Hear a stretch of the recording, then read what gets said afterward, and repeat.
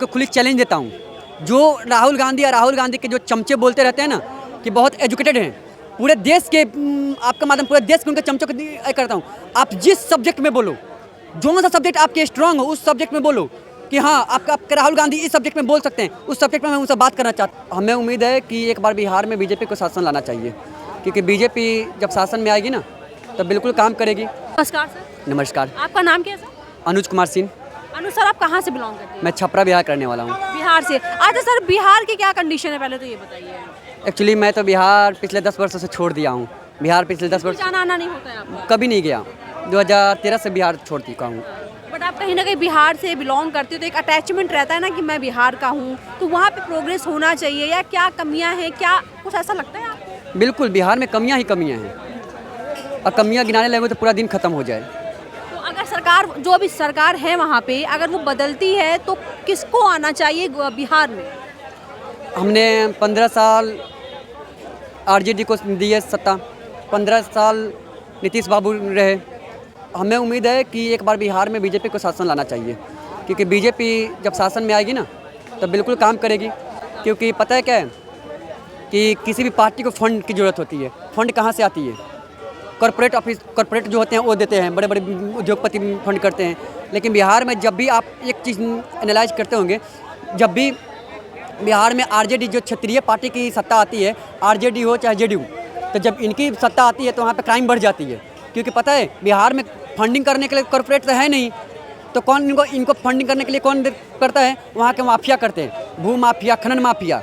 और जब आरजेडी सत्ता में आती है तो जो फंडिंग कर सत्ता में लाते हैं सरकार को, वो पैसा निकालने की कोशिश करते हैं कि जितना दिन हो ज़्यादा पैसा हम कमाऊँ, कि अपना जो इन्वेस्टमेंट किया वो निकालूँ। इसलिए क्राइम वहाँ बढ़ जाता है। बीजेपी क्या नेशनल पार्टी है, बीजेपी को बिहार से कोई मतलब नहीं है कि हाँ बिहार से मुझे फंडिंग मिले, बिहार का उद्योगपति फंडिंग दे। वहाँ तो उद्योगपति है नहीं कि फंडिंग देगा, तो यहाँ देश को उद्योगपति फंडिंग देते हैं।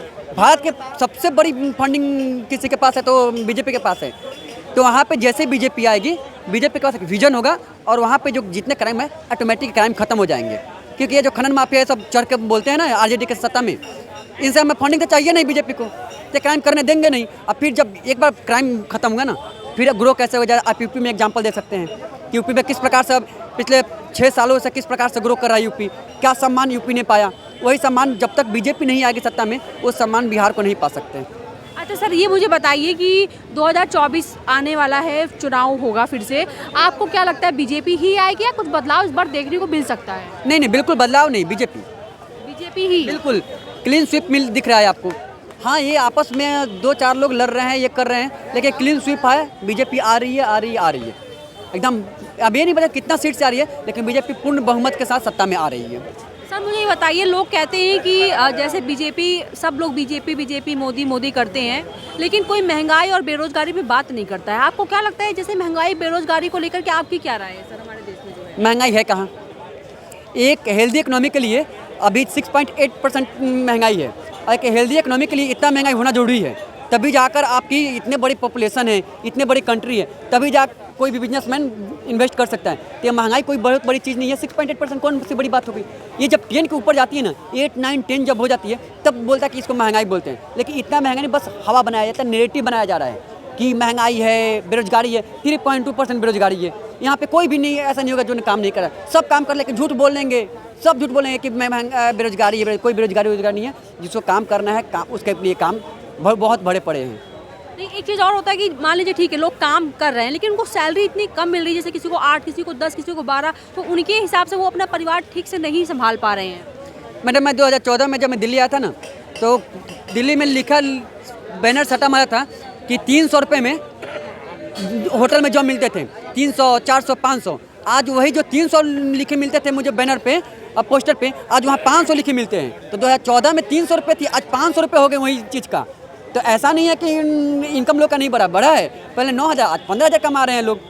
तो ऐसा नहीं, खुद मैं बता रहा हूँ, मैं जब 2014 में आया था 18,000 बीजा कमा रहा था, आज हमारी इनकम अलग है। मैडम, एक चीज़ मैं बोलना चाहूँगा, आप भाई साहब से पूछ रहे थे, मैं 2002 में मैं बिहार का रहने वाला हूँ। 2002 में मैं बिहार से जब पहली बार घर से निकला था मैम, तो मेरा सैलरी लुधियाना में 1700 रुपया थी।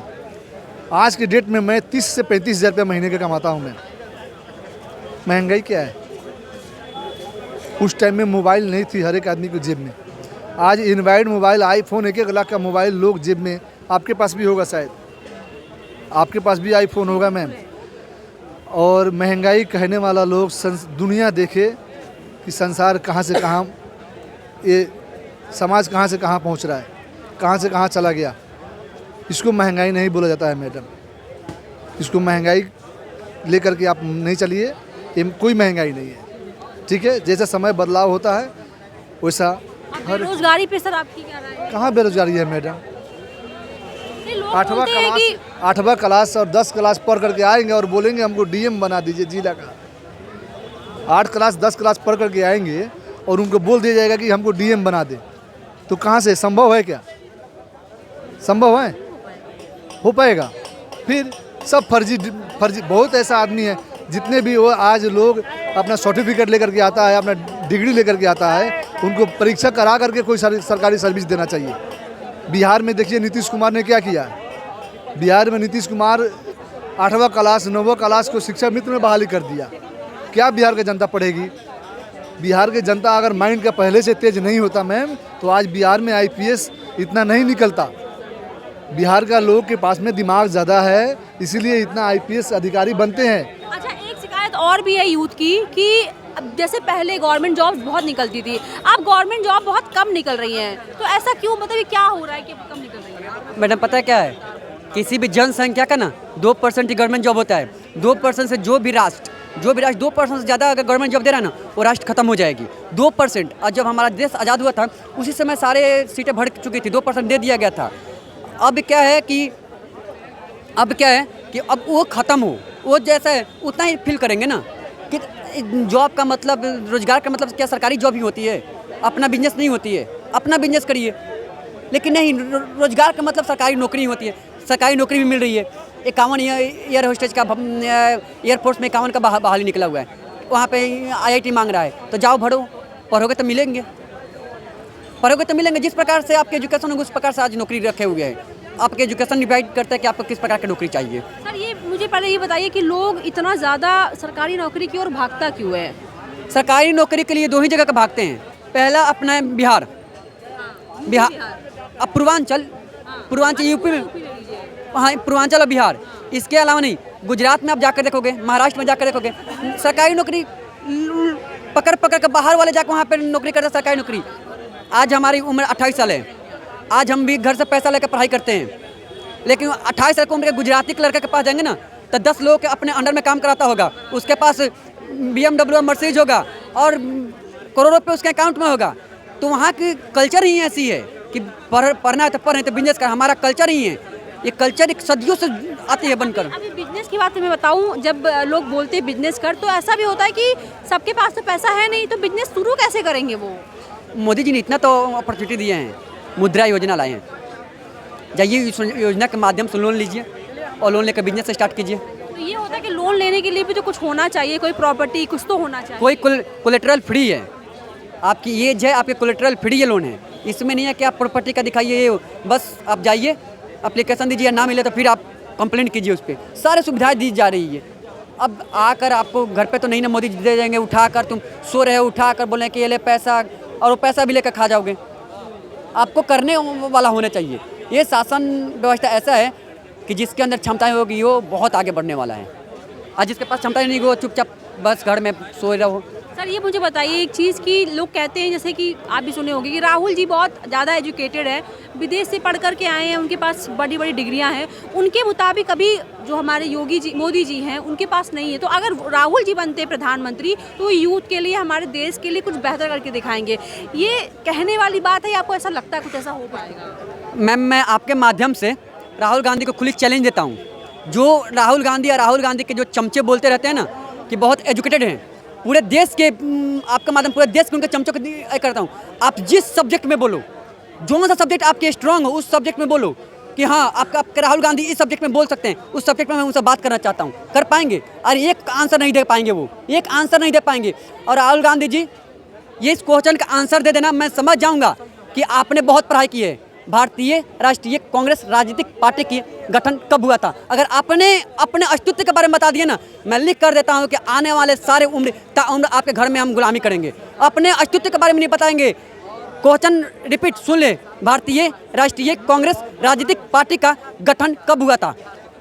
आपकी क्वेश्चन, आप जिस कांग्रेस के तले, इसका क्वेश्चन जवाब आप नहीं दे पाएंगे, इतना मेरे पास गारंटी है कि इसका जवाब नहीं। आई चमचो उमचो क्या दे पाएंगे? आपके एजुकेशन यहीं से पता चल जाए कि आपकी कितना एजुकेशन है। अच्छा सर, एक चीज़ और आप भी देखते होंगे कि जब कोई मोदी करता है, मोदी के बारे में बात करता है, तो लोग उसको अंधभक्त बोलते हैं। ऐसा क्यों बोलते हैं सर? क्योंकि मोदी की बात करने वाला अंधभक्त होते हैं और राहुल गांधी की बात करने वाला इसरो के वैज्ञानिक होते हैं। जो राहुल गांधी के सपोर्ट करते हैं इसरो के वैज्ञानिक होते हैं, हम मोदी जी का सपोर्ट कर रहे हैं, वो क्या आ गए? अंधभक्त हो गए। अरे इसरो पर तो बात करो। अगर हम अंधभक्त हैं, कोई पॉलिसी या पॉलिसी के ऊपर चर्चा कर देखो ना। बस कांग्रेस वालियों से पूछो कितना महंगाई कितना है, बहुत है, बेरोजगारी कितना है, बहुत है, हर चीज़ बहुत है, बहुत है, बहुत है। अरे परसेंटेज तो बताओ। परसेंटेज बताने के लिए ना पढ़ना पड़ता है, और जब पढ़ोगे तो वास्तविकता पता चल जाएगा। तो ये सिर्फ नैरेटिव बनाया जाता है देश के अंदर सत्ता पाने के लिए। देश में ऐसी अराजकता फैला दो, ऐसा नैरेटिव बना दो। 2014 में जब आए थे क्या किए इन्होंने? पहले इलेक्शन कमीशन को प्रवार किया कि इलेक्शन कमीशन बिक गया, फिर इन्होंने न्यायपालिका को प्रवार किया कि न्यायपालिका खत्म हो गया। उसके बाद इन्होंने पत्रकार के ऊपर हमला किया कि पत्रकार, मतलब सब कुछ खत्म हो गया। एक ही चीज़ अच्छा हो सकता है तो कांग्रेस के अलावा सब कुछ बेकार हो चुका है देश में। 4 ही पत्रकार देश में ईमानदार हैं, 4 पत्रकार का कोई ईमानदार नहीं है। पत्रकार का मुख्य उद्देश्य पता है क्या होता है? कि पत्रकार वो तो पूरा देश जानता है कि 4 पत्रकार कौन बोल रहा हूँ। अभिसार शर्मा है, रवीश कुमार और अंजुम जो है, और राजदीप देसाई है। ये 4 ही पत्रकार ईमानदार हैं। पत्रकार का मतलब होता है कि देश के समस्याओं को उजागर करना, समस्याओं को उठाना, सरकार तक पहुंचाना। दूसरा उसका काम होता है सरकार ने उस समस्याओं का समाधान करने के लिए क्या कदम उठाया, उस कदम को भी जिक्र करना।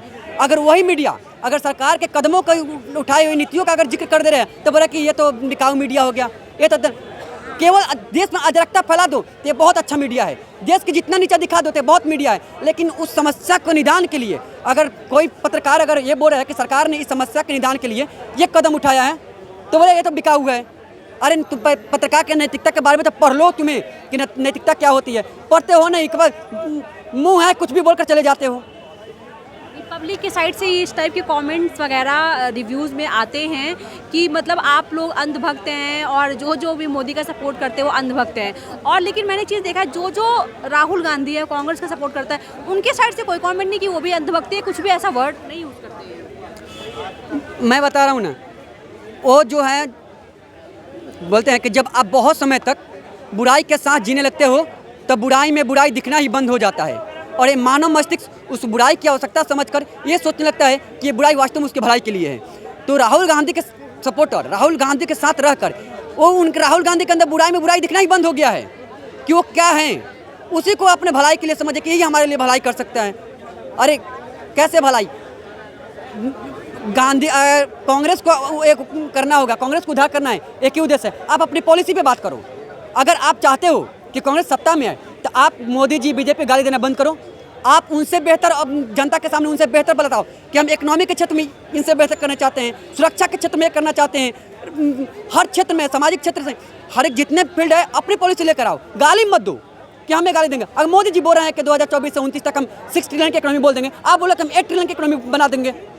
ऐसे बात करो ना। अब मोदी जी ट्वीट करना चाहिए, वही तो बता रहा हूँ, विपक्ष को एक अच्छा फ्रेम के साथ पॉलिसी लेकर आओ कि हम ऐसा करना चाहते हैं देश को। उसके बाद किस पॉलिसी के ऊपर काम, पॉलिसी के ऊपर इन्होंने काम नहीं करना है, बस गाली देना है, गाली देना है। जनता भी समझती है कि इनके गाली देने के अलावा कुछ नहीं है। अगर देश को सचमुच आप भलाई चाहते हो विपक्षी, तो आप पॉलिसी पे बात करो कि किस प्रकार की आप पॉलिसी लेकर आना चाहते हो देश में, आपकी आर्थिक पॉलिसी क्या होनी चाहिए, इस पर तो बात करो। धन्यवाद सर, धन्यवाद। इस तरह के और भी वीडियोस देखने के लिए हमारे YouTube चैनल मीडिया फाटक पर विजिट करें।